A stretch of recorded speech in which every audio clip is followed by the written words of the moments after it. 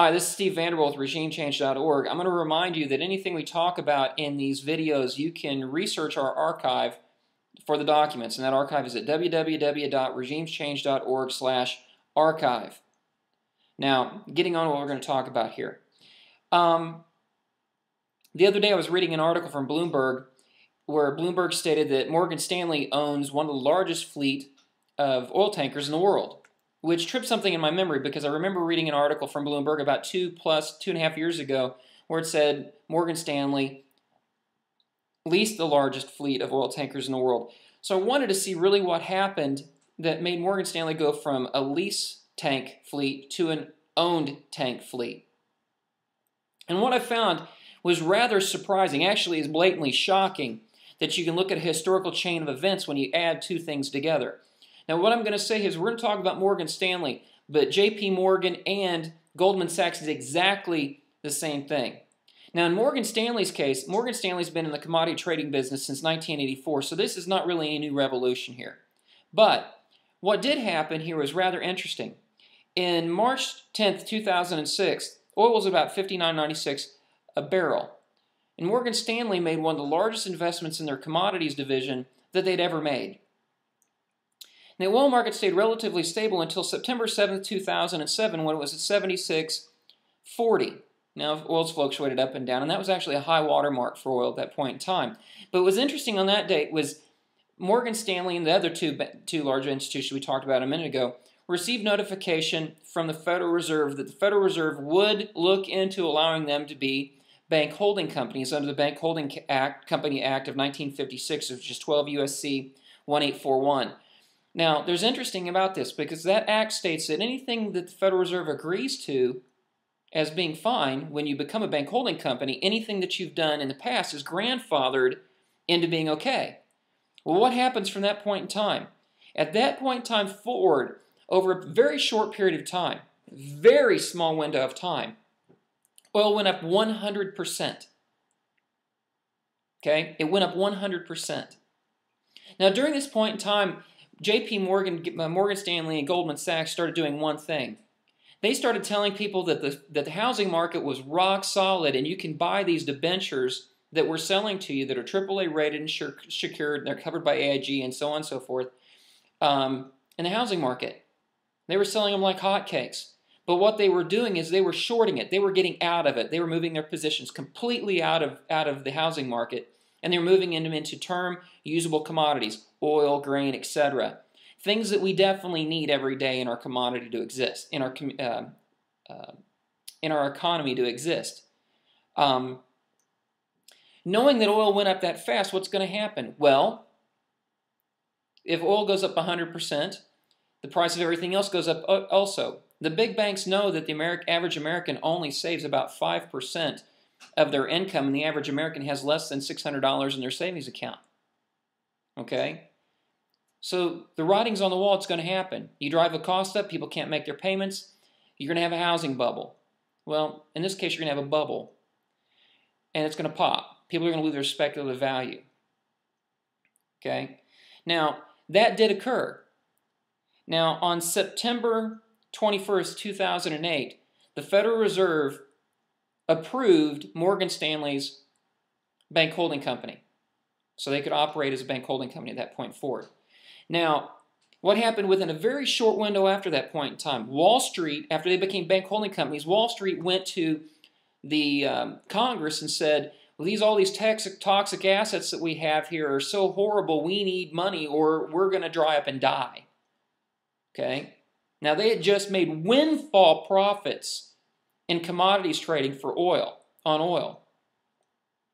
But the assumed inflated value on the mortgages was more than they thought they could handle, or they were saying they could handle. But our research says that's not true.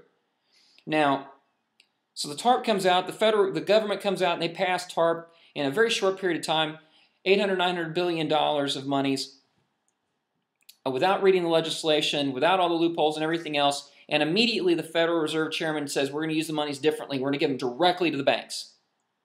And they do. They give the money directly to the banks.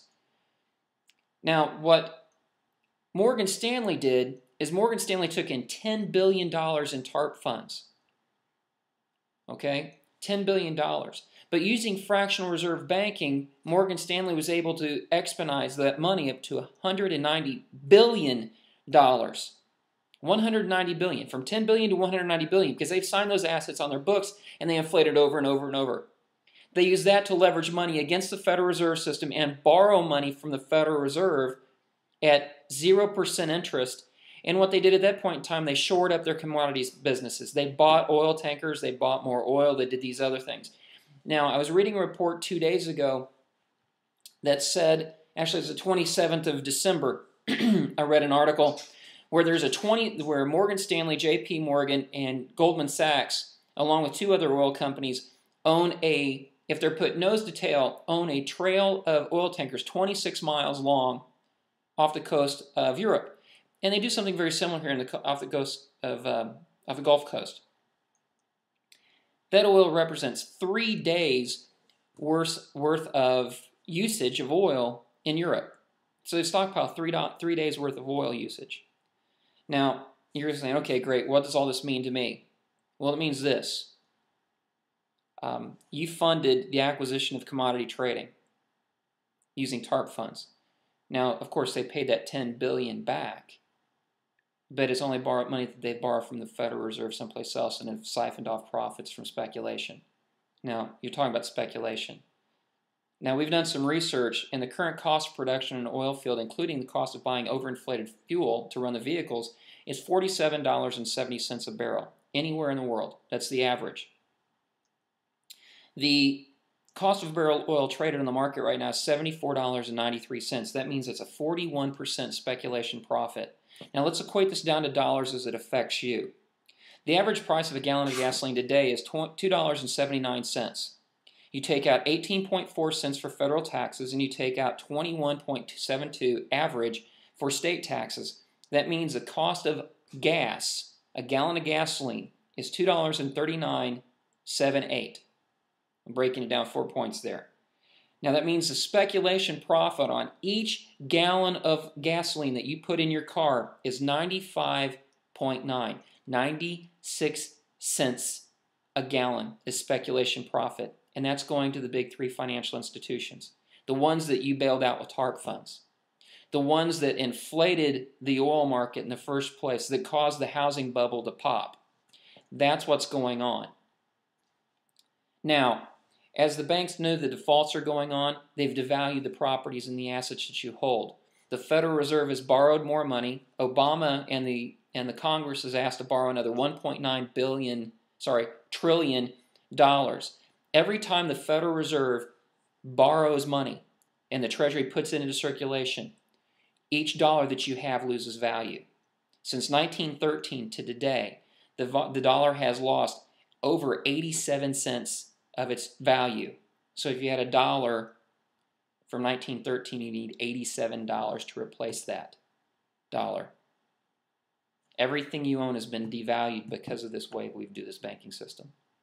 And the banks have manipulated it. Do not believe what I'm saying. We'll create a hot link and put everything in these documents together. There's over 440 pages of documents to read, but the numbers are right in front of you. If you have a question, send the email. Comments at regimechange.org. We'll keep following the story and keep coming out of it. Come back later and we'll look at the new change of our main page on the web. Have a good night.